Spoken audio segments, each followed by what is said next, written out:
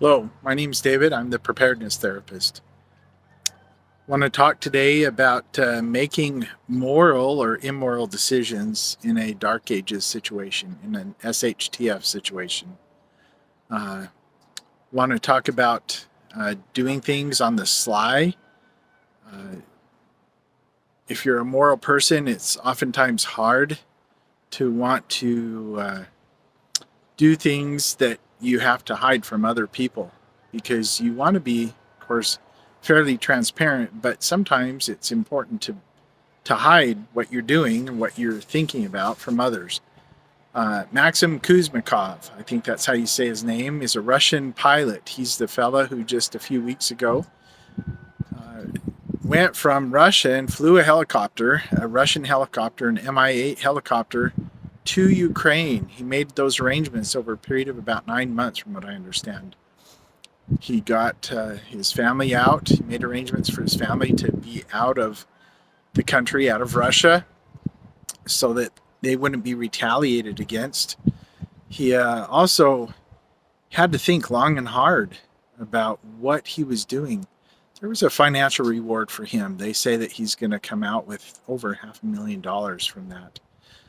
But my suspicions are that it had a lot more to do with his morals than it had to do with money. Because he said in an interview that he didn't feel comfortable and felt like it was morally wrong what Russia was doing to Ukraine. And so he made arrangements to fly the helicopter, a pretty big piece of equipment. It's worth a lot of money to a country. And not just the money, but some of the secrets that people can get, the countries can get from seeing that equipment. Flew it into Russia, about 30 feet off the ground. And he did that, taking a huge risk to himself. He also took two others, from what I understand, with him, two other Russians who weren't aware of what was happening, Russian military individuals. And when they landed, those individuals took off in a sprint, and they were eventually killed or subsequently killed right there because they ran. Now, here's the thing. Maxim knew, or had to know, that that might be a possibility. I suspect that he was really hoping that those individuals would accept where he was at, and they would accept the opportunity to go over to Ukraine. However, he couldn't make their decision for them. And they took off and they were shot. Their families are without them now. Their country is without them. And I'm saying this because in a dark ages situation, you and I are going to be placed in situations when we're going to have to make decisions, and it's going to come up to, there's not going to be a better and a best. There's going to be a hard and a harder.